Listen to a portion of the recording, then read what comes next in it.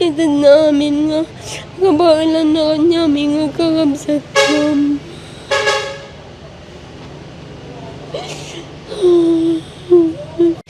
Kasing ba't na, ma'am?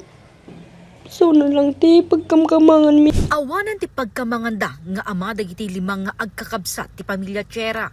Kalpasan na pimusay ti amada. Gapu ti panakakimat na, kabayatan ti napigsa at tudo idi malim kalman. Nabigbig ti biktima ani Henaro Chera, agtaw enti 40, ken residente ti Baksil Anggad, ken maysa amanalon. Istorya ni Warlito, kalkalpas da ang nagkuliglig, idi mun una a pinagawid isuna ti kabsat na. Idi mangrugin ti tudo, ti biktima ti napanangiyapon ti kalding na. Nagawi din, tadi mo kalding na pa na isimpa. So nga nibatan na nagiging kalding na. Napalubusan na idan amam nga kwan, naparot na di padulnan. Hindi nga ta agawi din. Nakakuan na mo, di dalan ti kimatin. Una ti kaanakan na ti biktima ani Jeffrey, gaputas sa andaan na tuloy anapan nag-spray, na pagdesisyonan da iti ikit na, iti agawi din kalpasan ti todo. Kabayatan ti panagawid da, nakita dati ulitig na, anakapaid da, ken inpapan na, nga agang angaw laeng daytoy. Di agawid kami ma'am, di narpas di medyo guro-gurood naman kat. Agawid kami, nakita kami mo nakadalib dyan ma'am. Ang kasli ko, miniwaling ko. Yung sinangkal na kami na ma'am ka agang angaw. Hindi binangon ka ma'am ko, daradara da yun ma'am. Dadarata. Dati bibig na kin, dati darati, daga na kapaibaban na ma'am. Di ko ma'am, nakita ko ma'am ko, di agam ama ko ma'am ko, nakabit na palaod na pagpatulong ko. Aday agaw awirak inti anak ko, ma'am. Aday da kada mamang ko, ma'am, na panda nagipasyerte ban na. Aday kasinsin ko, ma'am, nga umay agarayat di nga to, ma'am, taraji kami nga to, ma'am. Napandan tinaray-taray nga pankinita ni papang ko, ma'am.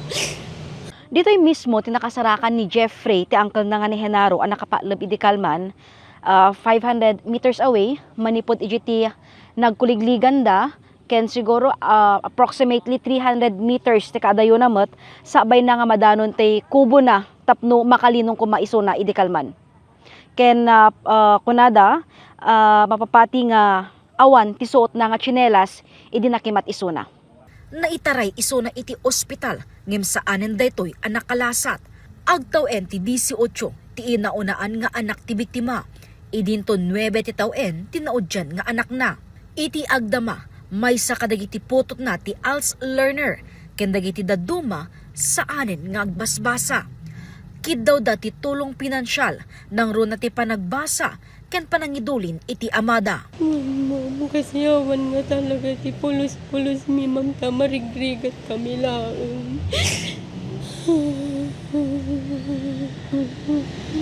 Kadagiti mayat at tumulong, mabalin a personal a bisitahin ti pamilya Chera iti Baksil Anggad, wenno i-message ti Facebook account ti maysa, kadagiti anak na. Kabayatan na, ingunam-gunam met ti PDRRMC, ti panag-alerto, no tiyempo ti panagtutudo, ken kimat, nang runa no adda iti open space, wenno kataltalunan.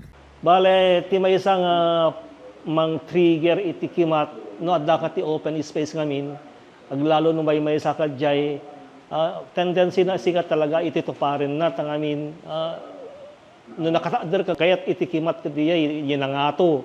May isa data nga safety measure kung ano dapat nakachinelas ka.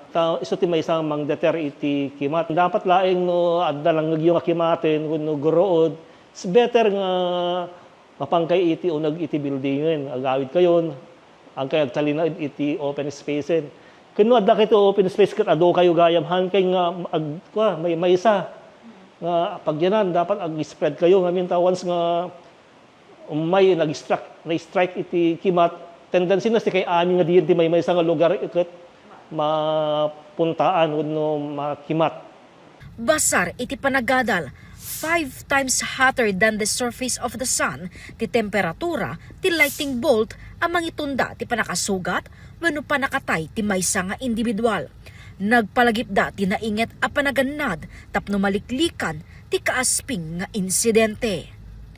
Jessica Boreta, Balitang Solid North.